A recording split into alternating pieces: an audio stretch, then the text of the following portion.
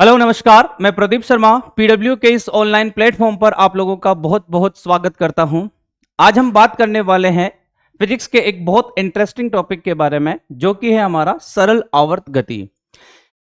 जब हम सरल आवर्त गति को समझते हैं तो इससे पहले हम तीन गतियों के बारे में डिस्कस करते हैं। हम पहले आवर्त गति, उसके बाद हम दोलन गति को समझेंगे और उसके बाद हम एसएचएम के बारे में बात करेंगे। आइए तो सबसे पहले हम एक काम करते हैं, तीन प्रकार की जो गतियां हैं इन तीनों को समझते हैं। तो सबसे पहले हम लोग देखते हैं आवर्ती गति के बारे में कि आवर्ती गति क्या है, और उसके बाद हम बात करने वाले हैं दोलन गति के बारे में।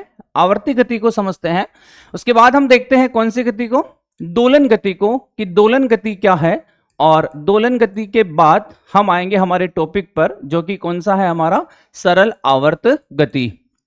सरल आवर्त गति के बारे में हम यहां पर डिस्कस करने वाले हैं। देखिए बच्चों, सबसे पहले हम डिस्कस कर रहे हैं आवर्त गति को या आवर्ती गति को। तो आवर्ती गति क्या होती है, तो यहां पर कुछ पॉइंट अपन डिस्कस करते हैं कि यदि कोई कण निश्चित समय अंतराल में और निश्चित पथ पर अपनी गति को बार बार दोहराता है। ध्यान से सुने, यदि कोई कण निश्चित समय अंतराल में और निश्चित पथ पर अपनी गति को अगर वो बार बार दोहरा रहा है तो वो गति कौन सी गति कहलाएगी, आवर्ती गति। यहां ध्यान रखेंगे कि पाथ जो है, जो पथ जो है वो पार्टिकल तय कर रहा है वो फिक्स होना चाहिए, और उसका टाइम इंटरवल जो है वो भी क्या होना चाहिए, फिक्स होना चाहिए। तो जैसे फॉर एग्जाम्पल के तौर पर हम बात करें तो घड़ी के जो निडल होती है, घड़ी की जो सुई होती है, चाहे हम सेकंड की सुई की बात करें, चाहे हम मिनट की सुई की बात करें या घंटे की सुई की बात करें, तो वो सारी गतियां जो है वो कौन सी गति कहलाएगी, आवर्त गति। जैसे फॉर एग्जाम्पल हम देखते हैं यहां पर, ये मान के चलिए हमारे पास एक वॉच है, ये घड़ी है, और घड़ी की यहां पर हम एक निडल की बात करते हैं। देखिए, और ये निडल जो है ये सेकंड की सुई है। कौन सी सुई है बच्चा, ये है घड़ी के सेकंड की सुई। तो देखिए, हम इस सेकंड की सुई को देखते हैं, यहां पर सेकंड की जो सुई है ये एक पूरा चक्कर लगाती है इस पथ पर, इस तरीके से एक बार ये पूरा राउंड घूमती है, और जब ये एक पूरा चक्कर लगाती है तो इसको कितना समय लगता है, इसको लगता है 60 सेकंड। कितना लगता है इसको, 60 सेकंड, मतलब 60 सेकंड में ये अपना एक पूरा चक्कर जो है वो पूरा लगाती है। नेक्स्ट राउंड जब ये वापस करेगी तब भी इसको कितना टाइम लगने वाला है, 60 सेकंड, और अगेन वापस 60 सेकंड। यानी कि निश्चित पथ पर निश्चित समय अंतराल में ये अपनी गति को बार बार क्या कर रही है, दोहरा रही है। इसलिए इस गति को हम कौन सी गति कहेंगे, आवर्ती गति। चलिए, इसके बाद हम यहां पे और देख लेते हैं कि आवर्ती गति और क्या होती है। जैसे फॉर एग्जांपल हमारे पास ये अर्थ है, ये हमारी पृथ्वी है, और ये पृथ्वी जो है अपने एक्सिस पर चक्कर लगा रही है, पृथ्वी अपने ही अक्ष पर चक्कर लगा रही है। और जब पृथ्वी अपने अक्ष पर चक्कर लगाती है तो इसको लगता है टाइम, कितना लगता है, एक चक्कर में 24 आवर, यानी कि 24 घंटे का समय लगता है। एक पूरा चक्कर लगाएगी तो कितना समय लगेगा, 24 घंटे का समय लगेगा। ध्यान दे, अगला चक्कर भी ये वापस 24 घंटे में ही कंप्लीट करेगी, और देन वापस अगला चक्कर जो है ये अपने अक्ष पर 24 घंटे में ही चक्कर लगाएगी। मतलब जितने समय में ये एक चक्कर लगा रही है उसको हम इसका आवर्तकाल कहेंगे। क्या कहेंगे, इसको आवर्तकाल कहेंगे। तो यहां पर पृथ्वी जो अपने अक्ष पर चक्कर लगा रही है उसका आवर्तकाल कितना हो गया, 24 घंटे।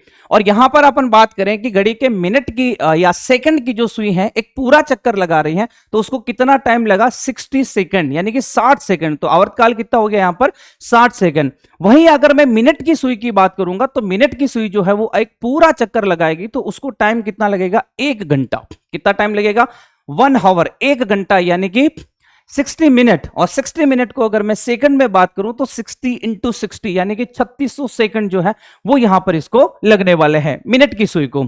चलिए, तो पृथ्वी का अपने एक्सिस पर चक्कर लगाना और घड़ी के मिनट की सुई, सेकंड की सुई या घंटे की सुई जो है, ये जो गतियां होती है ये सारी गतियां कौन सी कहलाती हैं, आवर्ती गति कहलाती हैं। इसमें हम और देखते हैं, जैसे मान लीजिए कोई ग्रह है, जैसे लाइक पृथ्वी है, पृथ्वी सूर्य के चारों तरफ अगर चक्कर लगा रही है, पृथ्वी अपना एक पूरा चक्कर जब सूर्य के चारों तरफ लगाती है तो उसका पाथ फिक्स होता है, उसका समय अंतराल भी फिक्स होता है। पृथ्वी सूर्य के चारों तरफ एक पूरा चक्कर लगाने में 365 दिन का समय लेती है, अप्रोक्स मान के चल रहे हैं हम, कितना लेके चलती है, 365 दिन का समय लेके चलती है। तो वो हर बार अपने चक्कर को 365 दिन में ही पूरा करेगी। तो पृथ्वी की सूर्य के चारों ओर जो गति है वो भी कौन सी गति कहलाएगी? आवर्ती गति। तो एग्जाम्पल के तौर पर हम बात करें यहां पर, तो पृथ्वी की किसके चारों तरफ बच्चा? पृथ्वी की सूर्य के चारों ओर, पृथ्वी की सूर्य के चारों ओर गति, पृथ्वी की सूर्य के चारों ओर जो गति है वो कौन सी गति कहलाएगी यहां पर? तो वो गति कहलाएगी आवर्ती गति। ओके, तो निश्चित समय अंतराल में निश्चित पथ पर अगर कोई कण अपनी गति को बार बार दोहरा रहा है तो उस गति को हम कौन सी गति कहने वाले हैं? आवर्ती गति कहने वाले हैं। आइए अब हम बात करते हैं यहां पर दोलन गति को। जब हम दोलन गति को समझेंगे उसके बाद हम वापस किस पर आएंगे? सरल आवर्त गति पर आएंगे। तो फिलहाल हम एक्सप्लेन करते हैं यहां पर दोलन गति को। तो देखिए, जब हम दोलन गति की बात करते हैं तो ध्यान देना, दोलन गति में भी पिंड निश्चित समय अंतराल में और निश्चित पथ पर अपनी गति को बार बार दोहराएगा। वापस ध्यान दे, निश्चित समय अंतराल में निश्चित पथ पर अपनी गति को बार बार दोहराता है, लेकिन मीन पोजीशन के इर्द गिर्द, मीन पोजीशन के इर्द गिर्द, यानी कि एक फिक्स बिंदु होता है, उस फिक्स बिंदु के इधर उधर वो अपनी गति को क्या करेगा? दोहराएगा। और ऐसी ही गति को हम कौन सी गति कहते हैं? दोलन गति। तो दोलन गति में अगर हम बात करें तो जो कण है वो माध्य, कण क्या करता है बताइए? माध्य स्थिति के इर्द गिर्द, माध्य स्थिति जो है माध्य स्थिति के इर्द गिर्द गति करता है, इर्द गिर्द गति करता है, माध्य स्थिति के इर्द गिर्द गति करता है। और यहां पर भी वही कंडीशन है कि निश्चित समय अंतराल में और निश्चित पाथ होना चाहिए, यानी कि जो आवर्त गति की कंडीशंस है वो कंडीशंस दोलन गति में लगेगी। साथ में एक एक्स्ट्रा कंडीशंस और हैं कि जो पार्टिकल मूव कर रहा है वो एक मीन पोजीशन के इस इर्द और गिर्द दोलन करेगा। जैसे फॉर एग्जांपल हम यहां पर बात करें तो यहां पर मैंने एक पॉइंट ले लिया, ये हमारा मीन पोजीशन है और कोई पार्टिकल यहां से गया इस तरफ और यहां से वापस इस तरफ आ गया। तो देखिए, ये जो पार्टिकल मूव करेगा वो कैसे मूव करेगा? देखिए, इधर गया, वापस इधर आया और फिर वापस इधर गया और वापस इस तरफ आया। तो अगर कोई कण निश्चित समय अंतराल में निश्चित पथ पर मीन पोजीशन के इर्द गिर्द अपनी गति को दोहराता है तो वो कौन सी गति कहलाती है? दोलन गति कहलाती है। लेकिन इस गति में कण पर एक बल लगता है। क्या लगता है? बल लगता है। और ये बल कौन सा बल होता है भैया? प्रत्यानयन बल होता है। कौन सा बल होता है? प्रत्यानयन बल होता है। और ये बल होता है प्रोपोर्शनल टू माइनस एक्स की power n, proportional to minus x की होल पावर एन। और यहां पर हम ध्यान रखेंगे ये जो एन है वो क्या होना चाहिए बताइए? ये एन विषम नंबर, यानी कि एन जो है वो क्या होगी बताइए? विषम संख्या होगी। ठीक है ना? तो यानी कि यहां पर हम बोल सकते हैं कि f proportional to minus x की power 1, f proportional to minus x की पावर 3 और f proportional to minus x की पावर 5। ठीक है, विषम संख्या अगर हम ले रहे हैं तो हमारी ये दोलन गति की जो कंडीशन है वो बिल्कुल सही है। क्लियर है? यहां तक बात समझ में आई कि दोलन गति में कण जो होता है निश्चित समय अंतराल में निश्चित पथ पर अपनी गति को बार बार क्या करेगा? दोहराएगा। लेकिन कहां दोहराएगा? मीन पोजीशन के इर्द गिर्द दोहराएगा। ओके, और उस कण पर एक फोर्स काम करेगा, एक बल काम करेगा, और वो बल जो होता है वो एफ प्रोपोर्शनल टू क्या होता है? माइनस एक्स की होल पावर एन। और एन विषम संख्या है और एक्स क्या है? यहां पर एक्स डिस्प्लेसमेंट है। एक्स क्या है? यहां पर विस्थापन। एक्स यहां पर विस्थापन हो जाएगा। अच्छा, अब यहां पर हम ये देखने की कोशिश करते हैं कि दोलन गति के एग्जाम्पल देखते हैं कि सर ऐसी कौन कौन सी गतियां हैं जो दोलन गतियां हैं। तो आइए सबसे पहले हम बात करते हैं कि घड़ी के जो सुई होती है, आपकी सिलाई मशीन की सुई देखी होगी, नीडल होगी, ठीक है ना? तो उसकी गति को आप देखेंगे तो सिलाई मशीन की जो सुई होती है वो ऊपर नीचे होती रहती है। तो वो एक मेन पोजीशन के ऊपर जाती है, फिर नीचे आती है, फिर मेन पोजीशन के ऊपर नीचे।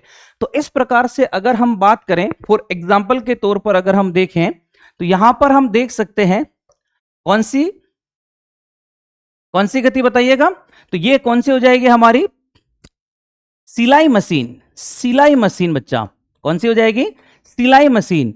तो ये हो जाएगी सिलाई मशीन की सुई की गति, सिलाई मशीन की सुई की गति। ठीक है, तो सिलाई मशीन की सुई जो होती है वो मीन पोजीशन के इर्द गिर्द क्या करती है बताइए? दोलन करती है। इसके अलावा और एग्जाम्पल की बात करें, यहां पर और एग्जाम्पल की बात करें तो और कौन सा एग्जाम्पल हो सकता है जिसमें कण जो होता है मीन पोजीशन के इर्द गिर्द गति करने वाला है। तो क्या घड़ी का पेंडुलम है? बिल्कुल, घड़ी का पेंडुलम जो होता है वो इस तरीके से मीन पोजीशन के इर्द गिर्द दोलन करेगा। तो घड़ी का पेंडुलम की बात करेंगे, पेंडुलम, ओके। तो घड़ी का जो पेंडुलम है वो भी कौन सी गति है बताइए यहां पर? तो वो कौन सी गति हो जाएगी? दोलन गति हो जाएगी। इसमें और भी एग्जांपल्स हम ले सकते हैं। तो यहां पर हम बात कर रहे हैं आवर्त गति और दोलन गति। दोनों में डिफरेंस क्या है कि आवर्त गति में कण निश्चित समय अंतराल में और निश्चित पथ पर अपनी गति को बार बार दोहराएगा, जबकि यहां पर कण निश्चित समय अंतराल में निश्चित पथ पर अपनी गति को बार बार दोहराता है, लेकिन मीन पोजीशन के इर्द गिर्द दोहराता है।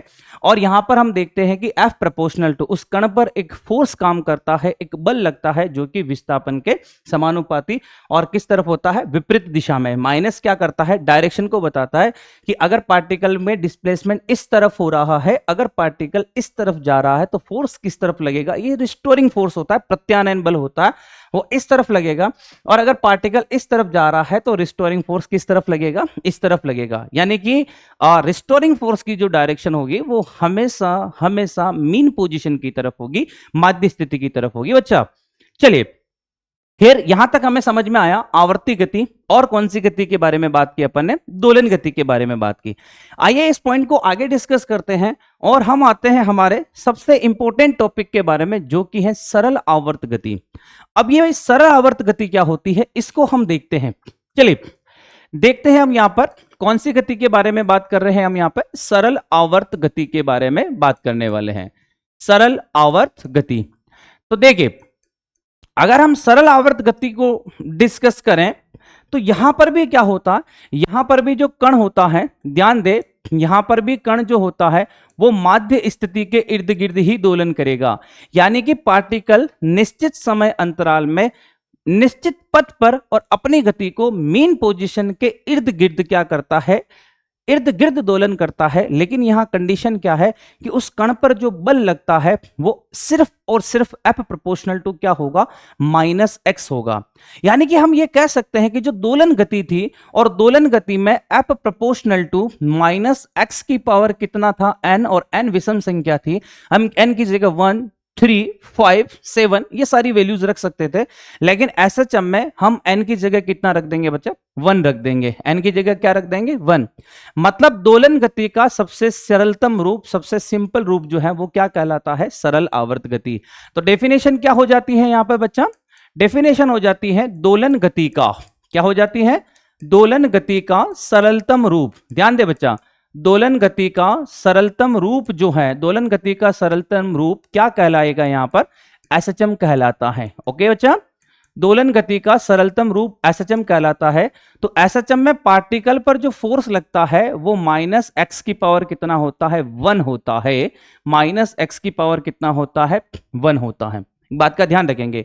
और एक दो पॉइंट और जो है यहां पर डिस्कस कर लेते हैं कि यहां पर हम लोग देखते हैं SHM के अंदर, SHM में हम बात करें तो दोलन गति का सबसे सरलतम रूप हो गया F प्रोपोर्शनल टू क्या हो गया? माइनस हो गया।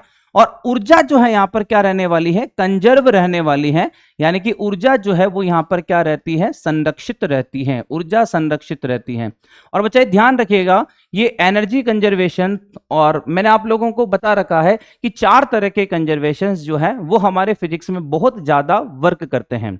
और चारों कंजर्वेशंस के बारे में मैंने बताया था आप लोगों को। एनर्जी कंजर्वेशन हो गया आप लोगों का, मोमेंट कंजर्वेशन हो गया, लीनियर मोमेंटम कंजर्वेशन हो गया, एंगुलर मोमेंटम कंजर्वेशन हो गया, और चार्ज कंजर्वेशन हो गया। आवेश संरक्षण, रेखीय संवेग संरक्षण, कोणीय संवेग संरक्षण, ये चारों, और ऊर्जा संरक्षण, ये चारों जो सिद्धांत है ये हमारे बहुत ज्यादा काम आने वाले हैं। फिजिक्स को बहुत स्मूथ अगर हमें स्टडी करनी है तो हमें ये बेसिक पॉइंट जो है, ये 4 संरक्षण के सिद्धांत है वो हमें बहुत अच्छे तरीके से आने चाहिए।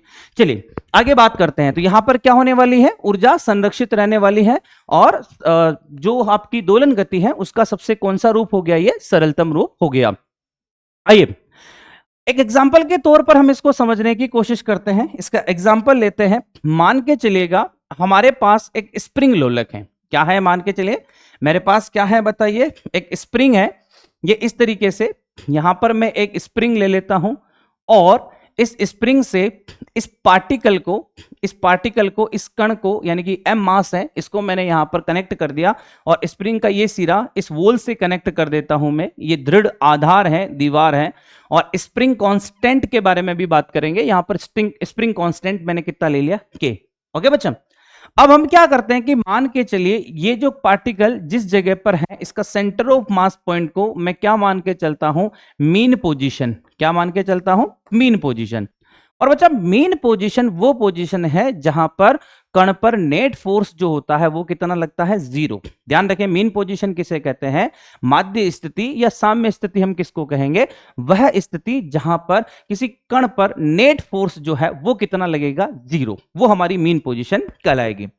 अब हमने क्या किया, यहां पर इस स्प्रिंग पर या इस ब्लॉक पर एक्सटर्नल फोर्स लगाया और किस तरफ लगाया, इस तरफ। यानी कि हम इसको इस तरफ क्या करना चाह रहे हैं, विस्थापित करना चाह रहे हैं। और जब हम इसको इस तरफ विस्थापित करते हैं स्प्रिंग को, आप लोग देखिएगा, जब हम इसको इस तरफ विस्थापित करते हैं तो इस तरीके से स्प्रिंग जो है उसकी लेंथ जो है वो कुछ क्या हो जाती है, बढ़ जाती है। और ये ब्लॉक हमारा यहां तक आ जाता है, ये ब्लॉक यहां तक आ जाता है और ये इसकी एक्सट्रीम पोजीशन हो जाती है कि ये यहां तक आया। तो जैसे आप फोर्स लगाओगे तो ये ब्लॉक इस तरफ जाएगा और जैसे जैसे ब्लॉक इस तरफ जाता है तो f proportional to minus x, यानी कि इस गति के दौरान एक बल लगेगा। कौन सा बल, प्रत्यानयन बल लगेगा, जो कि डायरेक्शन किधर की तरफ होगी, विस्थापन के विपरीत दिशा में। इसका मतलब अगर ये पार्टिकल इस तरफ जा रहा है तो फोर्स जो लगेगा वो मेन पोजीशन की तरफ लगेगा। और मेन पोजीशन हमारी कौन सी है, ये रही मेन पोजीशन। तो इस तरफ बल लगेगा तो ये पार्टिकल का वेग धीरे धीरे कम होते होते होते होते होते ये पार्टिकल यहां पर जाकर कैसा हो जाएगा, रेस्ट पर। ये कण यहां पर जाकर रेस्ट पर हो जाएगा। उसके बाद ये इस फोर्स के कारण, प्रत्यानयन बल के कारण ये कण इधर की तरफ आएगा और जैसे जैसे ये इधर की तरफ आएगा इसकी वेलोसिटी लगातार बढ़ती जाएगी और इसकी वेलोसिटी बढ़ते बढ़ते बढ़ते बढ़ते मेन पोजीशन की अगर हम बात करेंगे तो मेन पोजीशन पर इसकी वेलोसिटी मैक्सिमम हो जाएगी। और जब वेलोसिटी मैक्सिमम यहां पर हो जाएगी तो ड्यू टू इनर्शिया, यानी कि जड़त्व के कारण ये यहां पर रुकेगा नहीं और ये पार्टिकल सीधा किधर की तरफ चला आएगा बच्चा, आगे की तरफ चला आएगा। तो ये पार्टिकल किस तरफ चला आता है, आगे की तरफ चला आता है। और इस प्रकार से ये जो स्प्रिंग है वो कंप्रेस होने लग जाती है। कंप्रेस होने का सीधा सा मतलब है कि हमारी जो स्प्रिंग है वो संपीड़ित होने लग जाती है। और वापस जब ये इधर आएगी तो रिस्टोरिंग फोर्स इस तरफ लगेगा, यानी कि मेन पोजीशन की तरफ। तो इसका वेग घटते घटते घटते घटते घटते घटते यहां पर कितना हो जाना है, 0 हो जाएगा। तो हुआ क्या यहां पर बच्चा, इस पॉइंट पर और इस पॉइंट पर इस पार्टिकल की वेलोसिटी कितनी होगी, 0। और ये पार्टिकल वापस कहां चला जाएगा, इधर जाएगा। और जैसे जैसे ये मेन पोजीशन की तरफ जाएगा इसकी वेलोसिटी बढ़ते बढ़ते बढ़ते बढ़ते मैक्सिमम, और ड्यू टू इनर्शिया ये यहां पर नहीं रुकने वाला है और ये सीधा सा आगे चला जाएगा। और इन दोनों के बीच में ये क्या, अगर किसी प्रकार की एनर्जी लॉस यहां पर नहीं हो रही है, हम आइडियल स्प्रिंग की अगर हम बात कर रहे हैं यहां पे, तो ये इस प्रकार से इन दोनों एक्सट्रीम पोजीशन के बीच में क्या करेगा, ये एसएचएम करेगा। ध्यान देना। और यहां पर आप देख रख सकते हैं कि यहां पर जो एक्सट्रीम पोजीशन है वो डिफाइन हो रही है आप लोगों को कि ये पार्टिकल अधिकतम विस्थापन इधर की तरफ कितना हुआ बच्चा, ये एक्स विस्थापन मान के चलता हूं कि मेन पोजीशन से कण इधर अधिकतम प्लस एक्स की तरफ आया और इधर अधिकतम कितना आया, माइनस एक्स आया। तो इस गति को हम कौन सी गति कहेंगे, एसएचएम। एसएचएम में क्या देखा हमने, एसएचएम में हमने देखा कि कण निश्चित समय अंतराल में निश्चित पथ पर अपनी गति को मेन पोजीशन के इर्द गिर्द बार बार दोहरा रहा है। लेकिन कंडीशंस क्या है यहां पर कि एफ प्रोपोर्शनल टू क्या हो रहा है, यहां पर माइनस एक्स हो रहा है। और अगर f proportional to minus x की पावर एन और एन विषम संख्या रख दें तो फिर वो एसएचएम नहीं होगा, फिर वो कौन सी गति हो जाएगी बच्चा, दोलन गति हो जाएगी। चलिए फिर बहुत अच्छी बात, यहां तक का पॉइंट हमने क्लियर किया। इसके बाद हम देखते हैं कि ये कण जो है, यहां पर हमने देखा कि जो स्प्रिंग का जो ये पार्टिकल है वो यहां से लेकर ये मेन पोजीशन मान ली हमने, और यहां से लेकर यहां इसके बीच में ही क्या कर रहा है, वो एसएचएम कर रहा है। इन्हीं दो पॉइंट्स के बीच में वो क्या करने वाला है बच्चा, एसएचएम करने वाला है। तो ये जो हमारी गति होगी ये कौन सी गति कहलाएगी, एसएचएम। और कण मेन पोजीशन से अधिकतम जहां तक गया है उसको हम ए से डिनोट करते हैं, और इधर की तरफ हम इसको माइनस ए से डिनोट करते हैं, और इसे हम आयाम कहेंगे। क्या कहेंगे, इसे हम आयाम कहने वाले हैं। ध्यान देना, यहाँ पर हम कुछ जो है डेफिनेशन जो है उसको डिस्क्लोज करने वाले हैं कि यहाँ पर आयाम क्या होता है। देखिए बच्चा, आयाम किसे कहते हैं, यहाँ पर हम देखिए, हमने आपको कहा कि जैसे ये हमारा कोई पार्टिकल है, वो इस पोजीशन और ये हमारी कौन सी पोजीशन हो गई, मीन पोजीशन, और इस पोजीशन के बीच में क्या कर रहा है, एसएचएम कर रहा है, और यहां पर अधिकतम आयाम +a और यहां पर कितना हो गया बताइए, -a, और ये आपकी पोजीशन कौन सी हो गई बच्चा, मीन पोजीशन हो गई। तो आयाम किसे कहते हैं, कण का मीन पोजीशन से अधिकतम विस्थापन जो होगा वो क्या कहलाएगा, यहां पर आयाम कहलाएगा। तो किसे कहेंगे आयाम बच्चा, कण का माध्य स्थिति से, कण का माध्य स्थिति से, मीन पोजीशन से माध्य स्थिति से अधिकतम विस्थापन, माध्य स्थिति से अधिकतम विस्थापन क्या कहलाता है, आयाम कहलाता है। ओके, तो कण का माध्य स्थिति से अधिकतम विस्थापन जो है वो आयाम कहलाएगा। तो कितना आयाम हो गया भाई, ए हो गया। चलिए इसके बाद हम लोग देख लेते हैं, यहां पर एक पॉइंट और देखते हैं यहां पर कि दोलन काल क्या होता है, दोलन काल क्या होता है, दोलन काल। तो देखिए दोलन काल हम किसको कहेंगे यहां पर, दोलन काल, कि जैसे मान लीजिए पार्टिकल यहां से यहां गया, यहां से वापस यहां आया, और वापस यहां आया, और यहां से वापस आया, यानी कि 0 पॉइंट से चलकर पॉजिटिव एक्सट्रीम, उसके बाद वापस मिड पॉइंट और नेगेटिव एक्सट्रीम, और वापस 0 पर, मिड पॉइंट पर अगर आता है तो इसे एक दोलन बोलते हैं। क्या कहते हैं इसको, एक दोलन। और इस एक दोलन में जो टाइम लगता है, इस टाइम को हम लोग क्या कहने वाले हैं बताइए, दोलन काल। तो देखिए एक दोलन में लगने वाला समय, ठीक है, एक दोलन में लगने वाला समय, एसएचएम के दौरान एक दोलन में लगने वाला समय, एक दोलन में लगने वाला समय क्या कहलाएगा अपना यहां पर, तो एक दोलन में लगने वाला समय दोलन काल कहलाता है। ओके बच्चा, और हम यहां पर देख लेते हैं कि दोलन आवृत्ति, दोलन आवृत्ति क्या होती है, जरा इसको भी हम लोग यहां पर देखते हैं कि दोलन आवृत्ति क्या होती है। तो देखिएगा बच्चा, दोलन आवृत्ति किसे कहते हैं, एक सेकंड में ये पार्टिकल कितने दोलन करता है। जैसे मान लीजिए यहां से गया, जूम जूम जूम जूम, ये इसका एक चक्कर हो गया। अब मान के एक सेकंड में ये यहां से zoom zoom zoom zoom zoom zoom zoom zoom करके 10 चक्कर कर लेता है। एक सेकंड में अगर 10 चक्कर कर लेता है तो इसकी फ्रीक्वेंसी कितनी हो जाएगी, 10 हर्ट्ज। आवृत्ति का मात्रक आप लोग जानते हैं क्या होता है, हर्ट्ज होता है। एक सेकंड में अगर ये 20 चक्कर 20 दोलन कर लेता है तो वो क्या कहलाएगी, इसकी आवृत्ति। तो बच्चा आवृत्ति क्या हो गई इसकी, दोलन आवृत्ति क्या हो गई, एक सेकंड में होने वाले दोलन की संख्या, एक सेकंड में। ओके बच्चा, क्या कहेंगे हम इसको, एक सेकंड में दोलन की संख्या, एक सेकंड में दोलन की जो संख्या है वो क्या कहलाती है, यहां पर दोलन आवृत्ति कहलाती है। तो एक सेकंड में जितने दोलन करेगा वो क्या कहलाएगी, दोलन आवृत्ति कहलाएगी। ओके, आगे और बात करते हैं बच्चा। यहां पर हम देखते हैं कि मान लीजिए कोई पार्टिकल यहां से चला यहां, यहां से चला यहां, फिर इस प्रकार से एक एसएचएम कर रहा है। तो एक एसएचएम के दौरान वो टोटल कितनी दूरी तय करता है, टोटल डिस्टेंस कितनी कवर करता है।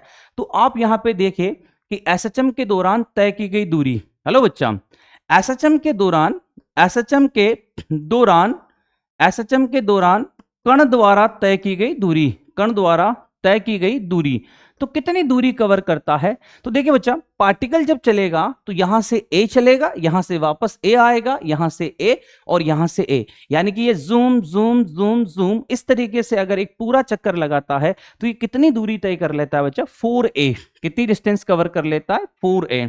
और अगर मैं आपसे कहूं कि विस्थापन कितना कवर करता है, एक एसएचएम के दौरान कितना विस्थापन कवर करता है, तो हम यहां पर देखेंगे कि जब पार्टिकल एसएचएम करना शुरू करता है तो यहां से चला जूम जूम जूम जूम, और वापस जिस पॉइंट से चला वो वापस उसी पॉइंट पर आ गया। इसका मतलब इनिशियल पॉइंट और फाइनल पॉइंट हमारा एक ही है, अर्थात हम कह सकते हैं कि यहां पर डिस्प्लेसमेंट यानी कि विस्थापन कितना है बच्चा, 0।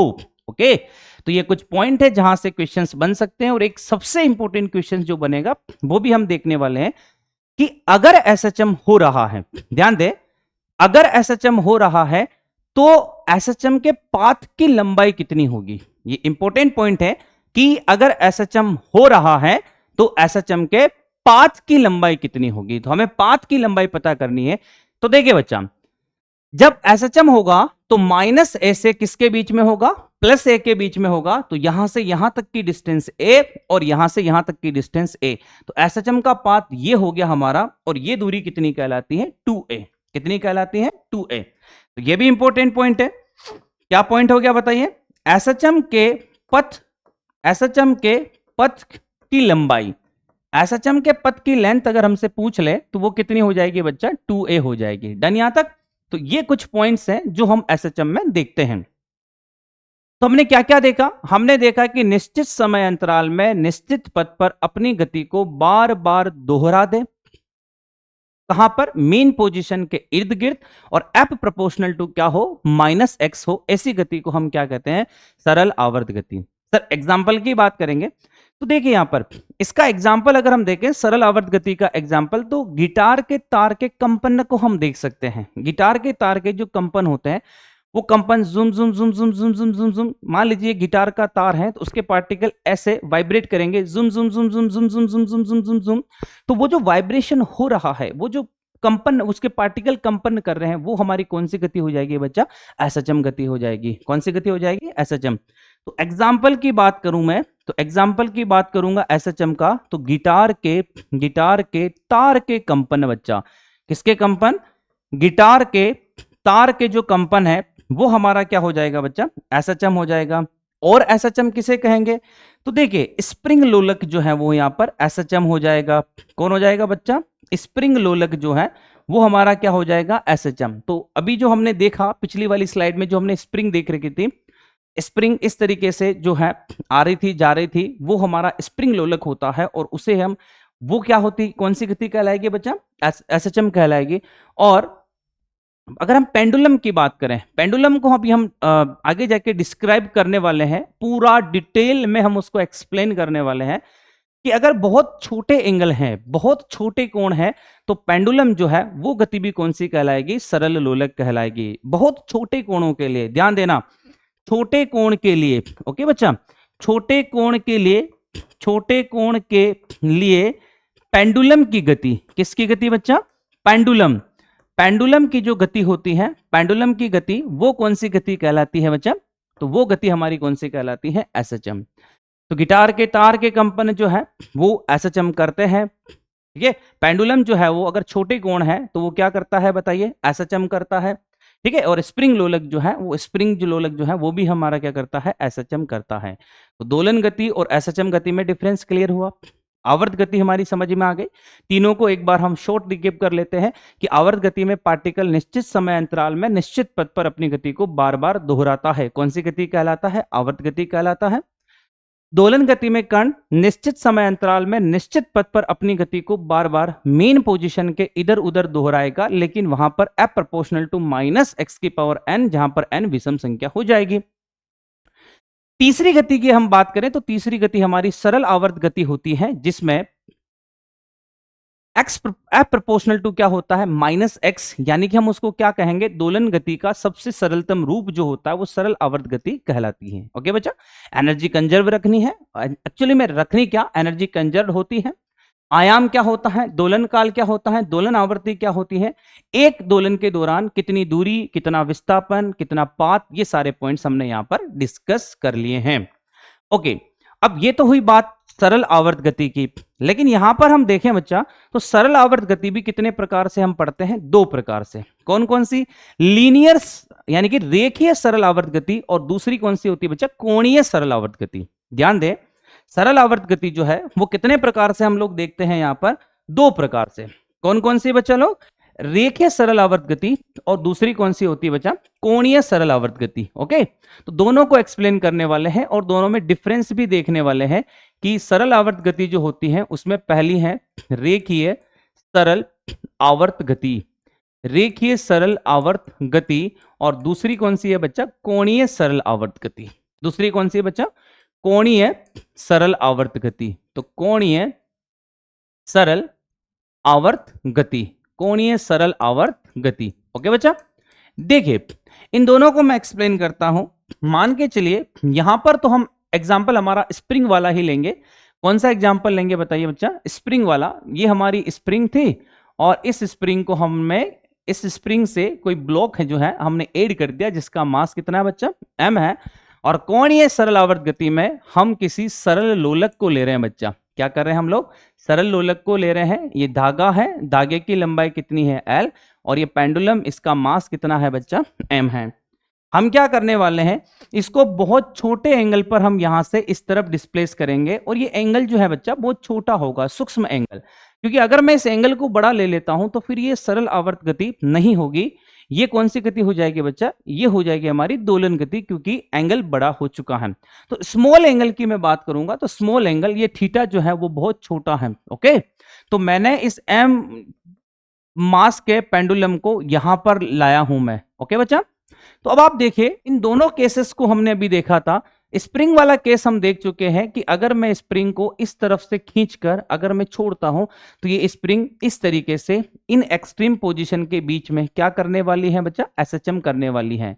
लेकिन ध्यान रखें कि यहां पर जो है इस वाले केसेस में जो है स्प्रिंग एक सरल रेखा में निश्चित समय अंतराल में निश्चित पथ पर मीन पोजीशन के इर्द गिर्द सरल रेखा में अगर जो गति करती है, सरल रेखा में, ध्यान रखिए कौन सी रेखा में, सरल रेखा में अगर वो मीन पोजीशन के इर्द गिर्द गति करती है तो रेखीय सरल आवर्त गति कहलाएगी।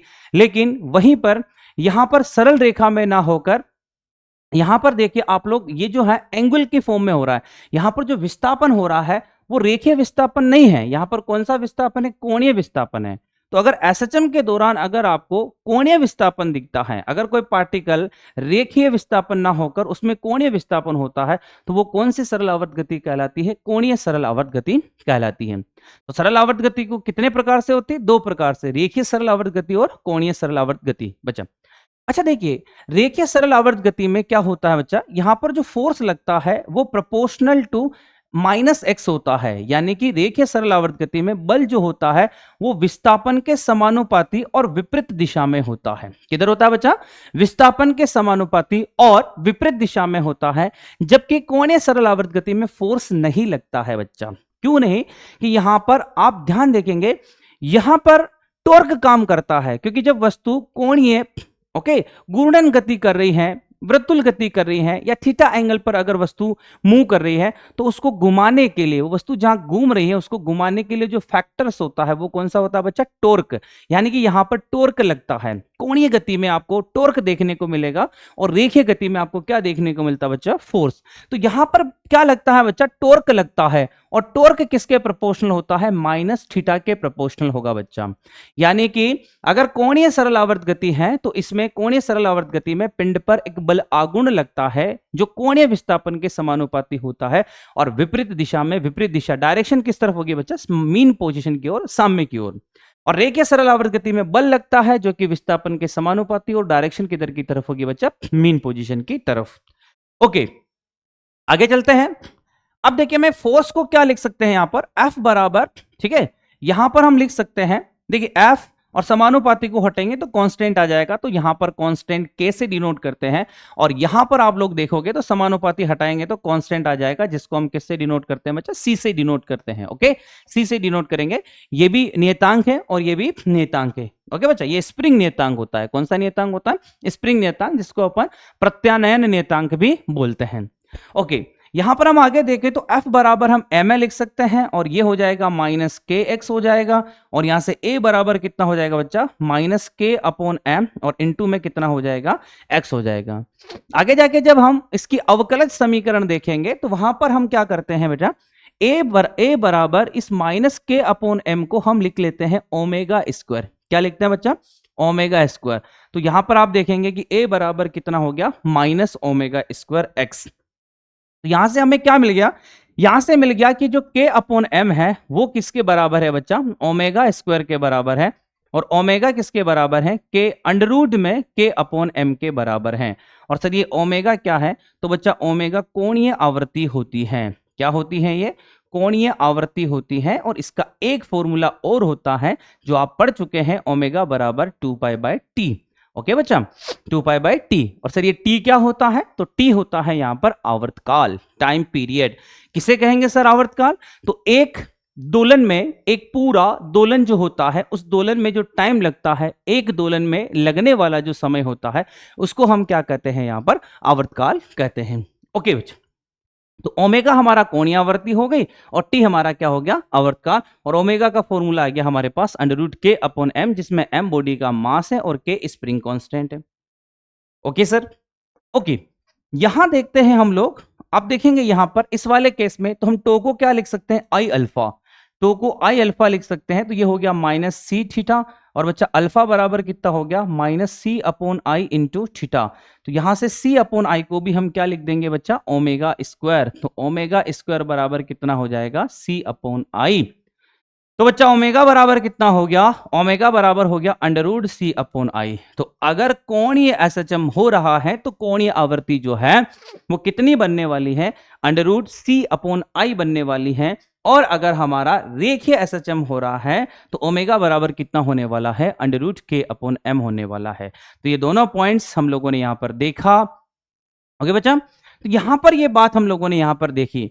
तो आप देख सकते हैं किस प्रकार से हमने एसएचएम को दोनों तरफ से डिवाइड करके समझने की कोशिश की कि रेखीय सरल आवर्त गति और कोणीय सरल आवर्त गति।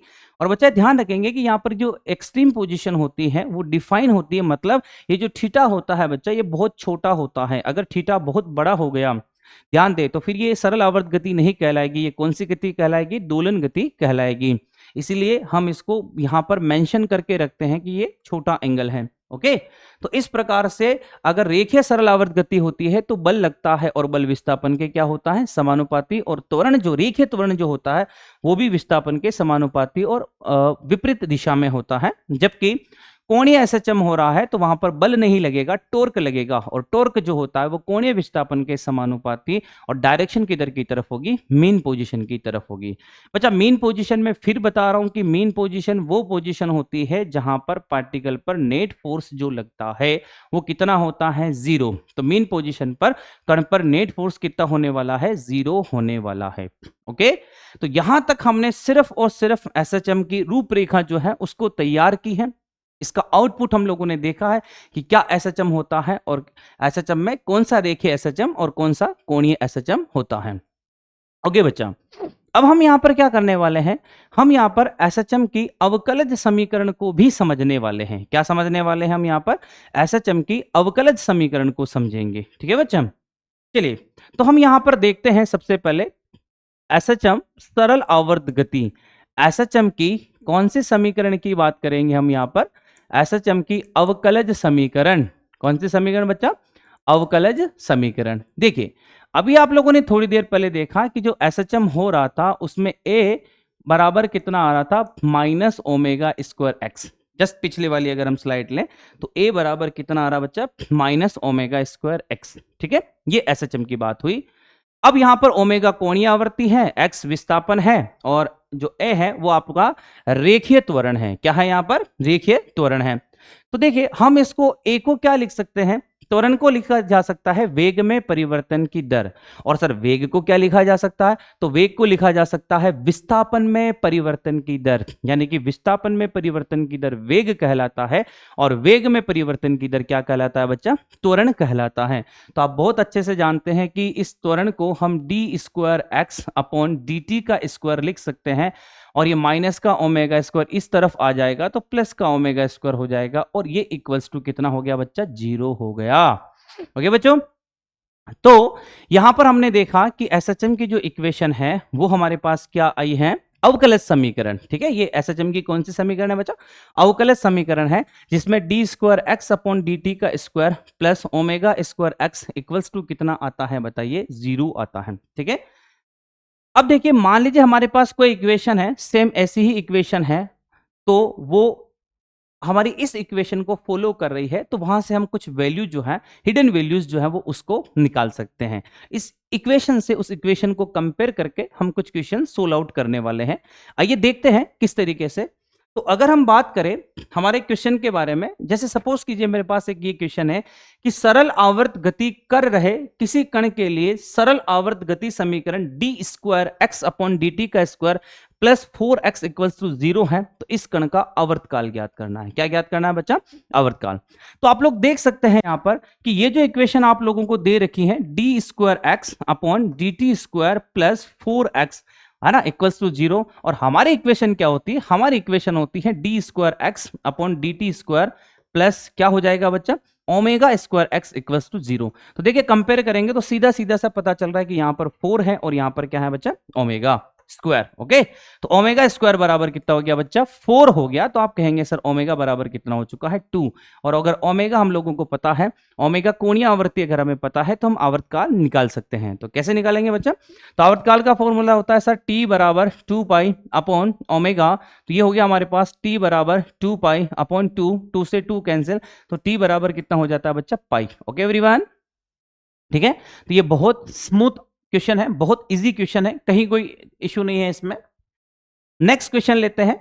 सरल आवर्त गति कर रहे किसी कण के लिए सरल आवर्त गति समीकरण। देखिए इस बार इक्वेशन चेंज कर दी है, ध्यान दे। 16d square x upon dt square plus 25x equals to 0 हो तो कण का आवर्तकाल ज्ञात करें। तो देखिए हम इतना डिटेल में अब बार बार नहीं जाएंगे, क्योंकि जब हमें क्वेश्चन करना है तो हम क्वेश्चंस को बड़े शॉर्ट तरीके से करेंगे। हमारी कोशिश ये रहेगी कि हम पेन का यूज अब मिनिमम से मिनिमम करें और मैक्सिमम प्रोसेस में हम थोट लगाएं, सोचे, बार बार हम सोचें। यहां पर ध्यान देना, जितना ज्यादा हम सोचेंगे और जितना पेन का यूज हम कम करेंगे, कलम जितनी हम कम चलाएंगे, उतना ज्यादा हमारे सक्सेस के चांस या ग्रोथ होने के चांस बढ़ जाते हैं। तो देखिए बच्चे इस इक्वेशन को देखें तो यहां से 16 को हटाना पड़ेगा, क्योंकि हमारी इक्वेशन ये होती नहीं। हमारी इक्वेशन क्या होती है बच्चा, D square x upon D T square plus omega square x और इक्वल्स टू कितना होता है बच्चा, 0। तो 16 को दोनों तरफ हम 16 से डिवाइड करेंगे तो ये 16 से 16 कट जाएगा, यहां पर 16 आ जाएगा और ये 16 से डिवाइड हो जाएगा तो कितना हो जाएगा बच्चा, 0। तो कुल मिला के ओमेगा स्क्वायर की जो वैल्यू है वो कितनी हो जाएगी बच्चा, 25 अपॉन 16। ओके, 25/16। तो ओमेगा कितना मिलेगा, तो यहां से हमने देखा सर ओमेगा मिल गया हमें 5/4। हेलो बच्चों, ओमेगा कितना मिल गया, 5/4।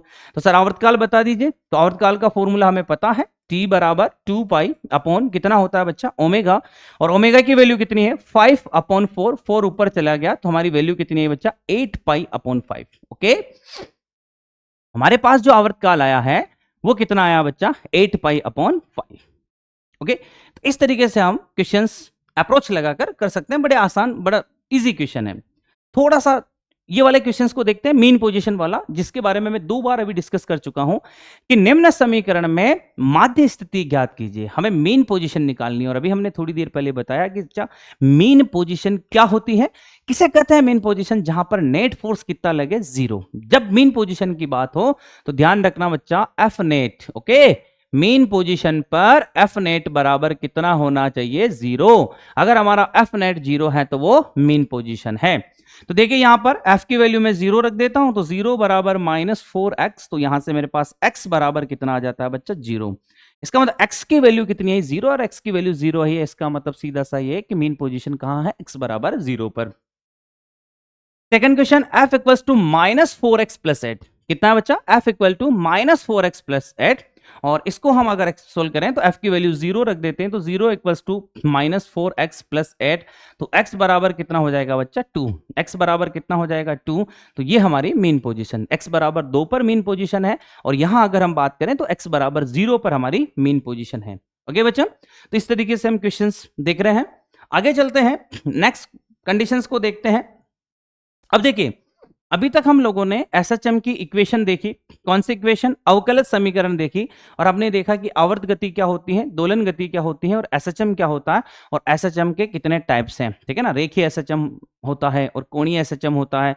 रेखीय एसएचएम में बल विस्थापन के समानुपाती और विपरीत दिशा में, और कोणीय एसएचएम में टॉर्क लगता है जो कोणीय विस्थापन के समानुपाती और विपरीत डायरेक्शन में। डायरेक्शन विपरीत का मतलब यहां पर सीधा सीधा सा ध्यान रखेंगे मीन पोजीशन की ओर। डायरेक्शन किस तरफ होने वाली है, मीन पोजीशन की ओर। ओके बच्चा, अब यहां पर हम एसएचएम की इक्वेशन बताने वाले हैं, या हम ये देखने वाले हैं कि अगर मान लीजिए कोई पार्टिकल सर्कुलर यानी कि वृत्ताकार पथ पर गति कर रहा है। ये इंपॉर्टेंट पॉइंट है बेटा, ध्यान रखें और आप सुने इस पॉइंट को, कि अगर कोई पार्टिकल वृत्ताकार पथ पर गति कर रहा है तो क्या वो एसएचएम है, क्या बार बार निश्चित समय अंतराल में और निश्चित त्रिज्या के वृत्ताकार पथ पर अगर कोई पार्टिकल अपनी गति को बार बार क्या कर रहा है, दोहरा रहा है, तो क्या हम उसको एसएचएम बोलेंगे क्या, ये पॉइंट हमें एक्सप्लेन करना है। ठीक है, तो हालांकि आप लोग जानते हैं कि सर अगर कोई पार्टिकल वृत्ताकार पथ पर गति कर रहा है तो फिर देखिए वो एसएचएम नहीं होगा, क्योंकि एसएचएम के लिए क्या होता है, मीन पोजीशन के इर्द गिर्द दोलन करना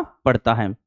ओके, अब जैसे फॉर एग्जांपल मैं आप लोगों से कहूं बच्चा कि जो पेंडुलम है, पेंडुलम जो है वो इस तरीके से मीन पोजीशन के इर्द गिर्द दोलन करता है, यानी कि वो दोलन गति हो गई, वो आवर्ती गति नहीं है। कौन सी गति नहीं है? आवर्ती गति, या है। ओके, तो यहां पर हम लोग देखते हैं कि जो अगर मीन निश्चित समय अंतराल में निश्चित पथ पर गति कर रहा है तो आवर्ती गति तो होना है, ठीक है ना, आवर्ती गति तो वो होगा ही होगा, लेकिन अब वो दोलन गति है या नहीं है तो इसका पता हमें कैसे लगेगा? इसका पता हम कैसे लगाएंगे बच्चा? तो हम ये देखेंगे कि वो मीन पोजीशन के इर्द गिर्द हैं। अगर मीन पोजीशन के इर्द गिर्द है तो वो कौन सी गति हो जाएगी? दोलन गति। और अगर नहीं है तो फिर कौन सी गति है? वो आवर्त गति। डन यहां तक? ओके, तो जब कोई कण वृत्ताकार पथ पर गति करता है तो वो उसकी आवर्ती गति तो होती है, लेकिन वो दोलन गति नहीं होती। तो देखिए, अब इसके प्रक्षेप को हम यहां पर समझेंगे और यहां से हम एसएचएम की इक्वेशन जो है, डिस्प्लेसमेंट इक्वेशन जिसको हम बोलते हैं, विस्थापन समीकरण है, इसको समझने की हम यहां पर कोशिश करते हैं। तो देखिए बच्चा, बहुत इंटरेस्टिंग टॉपिक है ये वाला पॉइंट। मेरे ख्याल से आप लोगों को जो है वो बहुत अच्छे से समझना चाहिए और समझने की कोशिश करनी चाहिए, क्योंकि बहुत इंपॉर्टेंस रखता है यहां पर। तो देखिए बच्चा, एक यहां पर आप देख सकते हैं कि एक वृत्ताकार पथ हम लोगों ने ले लिया है, सर्कुलर पाथ हम लोगों ने ले लिया है, और इस तरीके से सर्कुलर पाथ ले लिया है, और इसकी रेडियस भी हम ले लेते हैं। ओके, इसकी रेडियस कितनी ले लेते हैं यहाँ पर? ए, ठीक है, ए रेडियस का जो है कोई वृत्ताकार पथ हो गया। अब एक पार्टिकल्स को लेते हैं, मान के चलिए वो पार्टिकल हमारा यहां पर है। कहां पर है बच्चा? t बराबर 0 पर कोई पार्टिकल यहां पर है, और हम ये मान के चलते हैं कि ऊपर सूर्य है और सूर्य का प्रकाश जो है बच्चा ऊपर से नीचे की तरफ गिर रहा है। मान के चलते हैं कि ऊपर से लाइट आ रही है और वो लाइट किधर की तरफ आ रही है बच्चा? नीचे की तरफ आ रही है। तो जब लाइट इधर से आ रही है और यहाँ कोई ऑब्जेक्ट खड़ा है तो उसकी जो छाया होगी, छाया मतलब प्रक्षेप है, उसका जो प्रक्षेप होगा वो किधर की तरफ होगा? नीचे की तरफ होगा। ठीक है बच्चा, तो यहां पर हम क्या देख रहे हैं? देखिए, यहां हम देखने वाले हैं कि मान लीजिए कोई पार्टिकल हमारा t बराबर 0 पर है। कहां पर है बच्चा? t बराबर 0 पर है, और t बराबर 0 से वो पार्टिकल यहां आ जाता है, और उसके बाद यहां आ जाता है, उसके बाद यहां आ जाता है, और उसके बाद कहां आ जाता है? यहां आ जाता है। मतलब यहां से पार्टिकल चलना शुरू करता है, और यहां पर कितना चला बच्चा? 1/4। कितना आया पार्टिकल? 1/4 जो है वो यहां पर पार्टिकल आ चुका है। अब आप देखिए बच्चा कि जब ये पार्टिकल यहां था तो इसकी छाया इस एक्सिस पर, देखना हम एक्स एक्सिस पर बात करेंगे, तो जब पार्टिकल यहां था तो उसकी छाया कहां पड़ रही थी बच्चा? यहां पर पड़ रही थी। ठीक है, और जब पार्टिकल चलकर यहां आया तो चूंकि इधर लाइट है तो इसका प्रक्षेप जो है वो किधर की तरफ गिरेगा बच्चा? नीचे की तरफ, एक्स एक्सिस पर। तो ये पार्टिकल जब यहां था तो इसकी छाया यहां थी, जब पार्टिकल यहां था तो इसकी छाया यहां थी, और जब पार्टिकल यहां था तो इसकी छाया यहां थी, और जब पार्टिकल यहां होगा तो इसकी छाया भी यहीं पर होगी, एक्स एक्सिस पर। तो हमने क्या नोटिस किया यहां पर कि जब पार्टिकल वृत्ताकार पथ पर इस तरीके से चलता है तो उसका जो प्रक्षेप्य होता है वो एक्स एक्सिस पर इस तरीके से एक सरल रेखा में इस तरफ जाता है, और ए डिस्टेंस जो है वो यहां पर कवर कर लेता है। ओके बच्चा, अब आगे हम लोग क्या देखते हैं? आगे हम देखते हैं कि जब ये पार्टिकल वापस यहां से यहां आता है, वापस यहां आता है, और वापस यहां आता है, और इस तरीके से आगे चला जाता है, यहां से इस तरफ आता है, और हम लोग क्या करते हैं? नीचे भी सनलाइट या लाइट यहां से डाल देते हैं ताकि यहां से भी प्रक्षेप बने। अगर कोई पार्टिकल इस तरफ हो तो इसका प्रक्षेप भी ऊपर की तरफ जाए, और ऊपर कहां जाए बच्चा? ऊपर जो है वो कहां पर जाए? इस एक्स एक्सिस पर इसके प्रक्षेप मुझे देखना है, वहीं मैं उसको नोटिस कर रहा हूं। तो देखिए, जब पार्टिकल यहां से इस तरफ आया तो चूंकि लाइट इधर जा रही है तो इसकी छाया वापस यहां पड़ी, फिर इसकी यहां पर, जब पार्टिकल यहां आया तो यहां पर, और जब पार्टिकल यहां आया तो इस तरफ। तो जब पार्टिकल यहां से यहां आता है तो उसका प्रक्षेप इस तरफ जाता है, और जब पार्टिकल इधर आता है तो उसका प्रक्षेप वापस किस तरफ आता है बच्चा? इस तरफ आता है। आप मेरी बात को समझ पा रहे हैं? क्या आप नोटिस कर पा रहे हैं मेरी बात को कि जब पार्टिकल इस तरफ जाता है तो बच्चा उसका प्रक्षेप इस तरफ जाता है, और जब पार्टिकल इस तरफ आता है तो उसका प्रक्षेप भी इसी तरफ वापस आ जाता है। ओके बच्चा, देखिए यहां से देखिए, मान के चले पार्टिकल यहां आया, पार्टिकल यहां आया, पार्टिकल यहां आया, और पार्टिकल यहां आया, तो इसका प्रक्षेप कहां चला जाएगा बच्चा? यहां चला जाएगा, यहां चला जाएगा, यहां चला जाएगा, और इस तरीके से इसका प्रक्षेप चला जाएगा। और ये पार्टिकल मान के चलिए यहां चला गया, यहां चला गया, यहां चला गया, तो फिर से इसका प्रक्षेप यहां पर चला गया। तो क्या हम देख पा रहे हैं यहां पर कि जैसे जैसे पार्टिकल t बराबर 0 से यहां आता है तो प्रोजेक्शन इस तरफ जाता है, पार्टिकल इस तरफ आता है तो प्रोजेक्शन इस तरफ आता है, पार्टिकल इधर जाता है, ये माइनस ए ले लेते हैं तो प्रक्षेप इस तरफ आ जाता है, और जब पार्टिकल इस तरफ जाता है तो प्रक्षेप वापस इस तरफ चला जाता है, ऐसे। यानी कि जब कोई कण एक वृत्ताकार पथ पर, है ना, पूरा चक्कर लगाता है तो उसका जो प्रक्षेप है वो एक्स एक्सिस पर, उसका जो प्रक्षेप है वो एक्स एक्सिस पर प्लस ए जाता है, जीरो आता है, माइनस ए आता है और जीरो आता है, यानी कि एक्स एक्सिस पर वो ऑसिलेट कर लेता है, या यूं कहें सॉरी एसएचएम कर लेता है, यानी कि सरल आवर्त गति वो यहां पर क्या कर लेता है, कर लेता है। क्या मेरी बात आप लोगों को समझ में आ रही है? यहां हमने क्या देखा बच्चा? तो यहां हमने देखा कि जब कोई कण वृत्ताकार पथ पर गति करता है तो उसका प्रोजेक्शन जो है वो एसएचएम करता है, यानी कि कण एसएचएम नहीं करता है। तो यहां पर हम देखते हैं कि कण की वृत्तुल गति के दौरान, नोट, कण की कौन सी गति के दौरान बच्चा?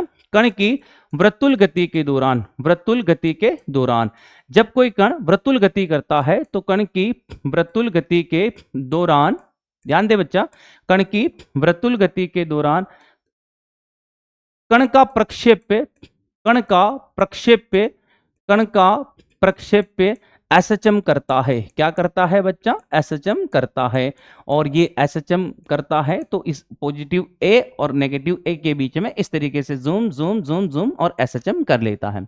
तो कण की गति को तो हम लोग आवर्ती गति ही कहेंगे, लेकिन उसका जो प्रोजेक्शन है, उसके प्रोजेक्शन को अपन क्या कहने वाले हैं बच्चा? एसएचएम कहने वाले हैं। ओके, ये बात हम लोगों ने यहां पर देखी। अब हम क्या देखने वाले हैं? अब हम एसएचएम के इक्वेशन बनाने वाले हैं, वो हम यहीं से बनाएंगे। कैसे बच्चा? जरा देखिए, मैंने कहा कि कोई पार्टिकल है वो t बराबर 0 पर यहां है और t बराबर 0 पर यहां से चलकर मान के चलिए वो यहां तक आ जाता है। ओके बच्चा, t बराबर 0 पर वो यहां से चलकर यहां तक आ जाता है और कितना एंगल बना लेता है बच्चा? थीटा। कितना? कोणीय विस्थापन कितना हो जाता है? थीटा हो जाता है। और आपको पता है कि ये एम्पलीट्यूड है, ये यहां से यहां तक की दूरी, त्रिज्या को मैंने कितना ले रखा है बेटा? a। तो जब पार्टिकल यहां से यहां आता है तो बताइए उसका प्रोजेक्शन कहां आ जाएगा? तो उसका प्रोजेक्शन यहां आ जाएगा और इस डिस्टेंस को मैं कितनी बोल दूंगा बच्चा? x बोल दूंगा। ठीक है, तो जब पार्टिकल यहां से यहां आया तो उसका प्रोजेक्शन यहां से यहां तक आ चुका है, और इस डिस्टेंस को, इस प्रोजेक्शन की जो डिस्टेंस है बच्चा, उसको मैं क्या बोल दूंगा यहां से? x। ओके बच्चा, x डिस्टेंस इसने कवर करी। तो अगर मुझे x निकालना है बच्चा तो x बराबर कितना हो जाएगा? ध्यान दे, तो आपको पता है सर ये a है और a का ये वाला कंपोनेंट a, थीटा के साथ वाला कंपोनेंट कोस होता है और थीटा के अपोजिट वाला कंपोनेंट साइन होता है। तो ये वाला कंपोनेंट कितना हो जाएगा बच्चा? a sine theta. तो x बराबर कितना आ चुका है हमारे पास? a sine theta. ओके बच्चा, x बराबर a साइन थीटा। अब यहां पर हम क्या नोट करते हैं कि देखिए, जब पार्टिकल यहां से चला तो मान के चलिए उसका कोणीय वेग कितना है बच्चा? ओमेगा। कितना है कोणीय वेग? ओमेगा। और हम जानते हैं कि कोणीय वेग क्या होता है बच्चा? कोणीय विस्थापन में परिवर्तन की दर। क्या कहलाता है? कोणीय वेग। कोणीय विस्थापन में जो परिवर्तन की दर होती है, the rate of change of angular displacement, ठीक है, उसी को हम क्या कहेंगे बच्चा? कोणीय वेग। तो यहां से देखिए थीटा बराबर कितना हो जाएगा? तो सर थीटा बराबर हो जाएगा ओमेगा टी।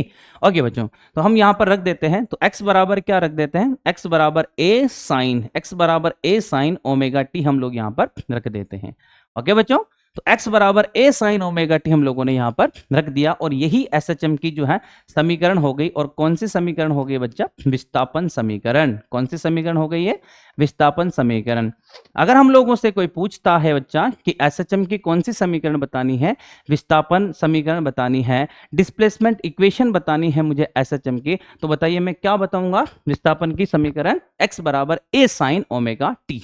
डन, यहां तक की बात हमने की। ओके, अब इसमें हमने देखा कि जो पार्टिकल चला बच्चा वो कहां से चला? x बराबर या t बराबर 0 पर यहां से चला, मीन पोजीशन से। क्योंकि जब पार्टिकल यहां था तो उसका प्रोजेक्शन जो था वो कहां था बेटा? मीन पोजीशन पर। ठीक है ना, ये मीन पोजीशन हो गया, तो यहां पर इसका प्रोजेक्शन है। ठीक है, तो अब आप लोग देखिएगा कि अगर मान लीजिए पार्टिकल यहां से नहीं चलता, सपोज करें पार्टिकल यहां से चला ही नहीं, मतलब क्या कहना चाह रहे हैं आप? तो बच्चा मैं आपसे ये कहना चाह रहा हूं कि मान के चलिए कि यहां पर, मैं इसको थोड़ा सा वापस आपको एक्सप्लेन करूंगा बच्चा। देखिए, मान के चलिए कि ये पार्टिकल आप लोगों का यहां पे था, देखिए बच्चा, हम यहाँ पर क्या कहना चाह रहे हैं, हम ये कहना चाह रहे हैं कि ये जो पार्टिकल हैं ये आप लोगों का t बराबर 0 पर कहाँ था बच्चा, यहाँ पर था, ठीक है ना। तो t बराबर 0 पर ये यहाँ से चला। हम आपसे ये कह रहे हैं कि बच्चा जब पार्टिकल ने चलना शुरू किया तो वो यहाँ था ही नहीं, वो यहाँ से चला बेटा, t बराबर 0 पर यहाँ से चला। तो ऑलरेडी कितना एंगल है बच्चा यहाँ पर 5, ऑलरेडी कितने एंगल पर है ये 5 एंगल पर है, मेन पोजीशन से ऑलरेडी 5 एंगल पर है। और ये पार्टिकल यहां से चलता है, यहां से चलता है और यहां आ जाता है बच्चा, और कितना चलता है ये थीटा, ठीक है। तो यहां पर तो ये यहां से चला, यहां तक थीटा चला, लेकिन यहां पर ये ऑलरेडी 5 पर है और 5 से फिर कितना चलता है बच्चा, थीटा चलता है। तो यहां पर हम एक चीज देखते हैं, एक कोण जो है ये 5 है, इस 5 को अपन कहेंगे प्रारंभिक कला कोण। क्या कहेंगे हम इसको, प्रारंभिक कला कोण की एसएचएम के दौरान पहले ही पार्टिकल की इनिशियल स्थिति को जो बताएगा उसको हम क्या कहेंगे बच्चा, प्रारंभिक कला कोण। कौन सा कला कोण कहेंगे, प्रारंभिक कला कोण। तो यहां पर जो बच्चा 5 है ना, ये 5 क्या हो जाएगा, तो 5 हो जाएगा बेटा प्रारंभिक, क्या हो जाएगा बच्चा, ये हो जाएगा प्रारंभिक कला कोण। तो ये प्रारंभिक कला कोण हो जाएगा बच्चा, ठीक है ना। तो ये प्रारंभिक कला कोण हो जाएगा। तो हम इसको कैसे लिख सकते हैं, तो देखिए x बराबर क्या हो जाएगा बच्चा, a साइन, x बराबर a साइन, और ये ओमेगा टी, ये वाला तो कितनी दूरी है बच्चा, ये वाला थीटा तो कितना है ओमेगा टी, और ये कितना है 5। तो इसको हम ऐड कर लेंगे, ओमेगा टी प्लस कितना ऐड कर लेंगे बच्चा, 5 ऐड कर लेंगे, ओके। तो हमारे पास एसएचएम की जो इक्वेशन बनेगी वो कौन सी इक्वेशन बनेगी, x बराबर a sine omega T plus 5, और ओमेगा क्या है बच्चा यहाँ पर, कोणीय आवर्ती, टी टाइम है, और फाई क्या है बच्चा यहाँ पर, प्रारंभिक कला कोण, कि यानी कि पार्टिकल चलने से पहले कितने एंगल पर है उसी को हम प्रारंभिक कला कोण कहेंगे। और अगर आपसे कोई कह दे कि सर पार्टिकल तो मेन पोजीशन से चला, पार्टिकल जब चला तो प्रारंभिक कला कोण तो कुछ था नहीं, तो मेन पोजीशन से चलेगा, तो हम इस मेन पोजीशन से जब चलेगा तो हम इस फाई को कितना बोल देंगे बच्चा, 0 बोल देंगे। और 0 बोल देंगे तब हमारा जो विस्थापन है वो कितना हो जाएगा बच्चा, x बराबर a साइन ओमेगा टी हो जाएगा, ओके बच्चा। तो यहां पर हमने देखा, और देखिए ये पूरा जो ओमेगा टी प्लस 5 है, ओमेगा टी प्लस 5 आप लोगों को दिखाई दे रहा है, इसको हम कला कहेंगे। क्या कहेंगे बच्चा, कला या कला कोण कहेंगे, ओके बच्चा। तो इसको हम कहने वाले हैं कला कोण, और इस 5 को हम क्या कहते हैं बच्चा, तो इस 5 को हम लोग क्या कहेंगे यहां पर, इस 5 को हम कहेंगे प्रारंभिक कला, ओके। तो यहां से एसएचएम की इक्वेशन हमारे पास बन गई है। क्या बन गई है बच्चा, एसएचएम की इक्वेशन, तो सर हमने एसएचएम की इक्वेशन यहां पर देख ली है। तो हमारे पास एसएचएम की इक्वेशन x बराबर कितनी आ गई, a sine omega T plus 5, ठीक है। यहां पर हमारे पास एसएचएम की जो इक्वेशन आई है x बराबर, बोले कितनी आई है वो, x बराबर a sine omega T plus 5 आ गई है, जिसमें 5 की बता चुके हैं, ओमेगा को हम डिफाइन कर चुके हैं, इनफैक्ट t को और x को भी हम डिफाइन कर चुके हैं कि x जो है वो क्या हो जाएगा बताइए, इसका मीन पोजीशन से डिस्प्लेसमेंट, मीन पोजीशन से विस्थापन हो जाएगा कि वो कितना विस्थापित हो रहा है, ओके बच्चों। तो ये हम लोगों ने एसएचएम को देखा और एसएचएम की इक्वेशंस को यहां पर देखा। अच्छा, कई बार क्या होता है कि मान लीजिए एक एसएचएम की इक्वेशन है आप लोगों की यहां पर कि सर x1 बराबर a, x1 बराबर a, x1 बराबर a साइन ओमेगा 1t, और प्लस क्या दे दिया है आप लोगों को, मान के चलिए ओमेगा टी प्लस 5 दे दिया। क्या दे दिया बच्चा, ओमेगा टी प्लस 5 दे दिया, और यहां पर एक इक्वेशन दे दी x2 बराबर a साइन, क्या दे दिया बच्चा, ओमेगा टी प्लस 5 दे दिया, ठीक है ना। तो यहां पर पहले वाली इक्वेशन की बात करेंगे तो पहली वाली इक्वेशन में ये कला हो जाएगी, और दूसरी वाली इक्वेशन में क्या हो जाएगी, ये आप लोगों की कला हो जाएगी। मैंने बताया कि ये 5 प्रारंभिक कला है और 5 भी क्या है बेटा, प्रारंभिक कला। पहली वाली इक्वेशन की प्रारंभिक कला 5 और दूसरी वाली इक्वेशन की प्रारंभिक कला कितनी है बच्चा, 5 है, ठीक है। तो यहां तक हम लोगों ने देखा। अब देखिए इस कला में से अगर मैं इस कला को घटा देता हूं तो उसको हम कहेंगे कलांतर। क्या कहेंगे बच्चा, कलांतर। तो यहां पर कई बार हम कलांतर की भी बात कर लेते हैं। क्या बात कर लेते हैं बच्चा, कलांतर, जिसको हम लोग फेज डिफरेंस कहते हैं और डेल्टा फाई से डिनोट करते हैं। और कलांतर क्या होता है, दो कलाओं का अंतर। क्या होता है बच्चा, दो कलाओं का अंतर, ओके। तो दो कलाओं का जो अंतर होता है वो क्या कहलाता है, कलांतर। और इसमें से इसको अगर मैं घटाऊंगा तो ओमेगा टी से तो ओमेगा टी हमारा कैंसिल हो ही जाएगा, तो डेल्टा फाई बराबर कितना हो जाएगा बच्चा, phi two minus phi one. तो इस प्रकार से अगर हम लोगों को अलग अलग कलाएं दे रखी हैं तो उन कलाओं का डिफरेंस निकालकर हम लोग क्या निकाल सकते हैं बच्चा, कलांतर भी निकाल सकते हैं। तो खैर हम लोगों ने यहाँ पर एसएचएम की कंडीशंस को देखा, एसएचएम को समझा और एसएचएम के इक्वेशंस को हम लोग यहाँ पर देखा। इसके बाद में हम लोग एसएचएम की विस्थापन समीकरण को डिफरेंशिएट करते हैं, अवकलन करते हैं और वेग समीकरण भी बनाते हैं। वेग समीकरण का अवकलन करते हैं और उसको हम त्वरण समीकरण बनाते हैं। त्वरण से बल, गतिज ऊर्जा, स्थितिज ऊर्जा और टोटल ऊर्जा और उनके ग्राफ को भी हम लोग यहाँ पर क्या करते हैं बच्चा, एनालिसिस करते हैं। तो खैर फिलहाल की क्लास में हम लोग यहीं तक की बात करेंगे। आज का जो हमारा कॉन्सेप्ट रहा वो किस प्रकार का रहा, आप लोग मेहनत करें, पढ़ें और हम लोग इसी के बाद एसएचएम को और डिटेल में यहां से आगे का नेक्स्ट क्लास में बात करेंगे। तो बच्चे एक बात ध्यान रखें, मेहनत करें। आज की क्लास को हम यहीं पर स्टॉप करते हैं। तो thank you very much and all the best.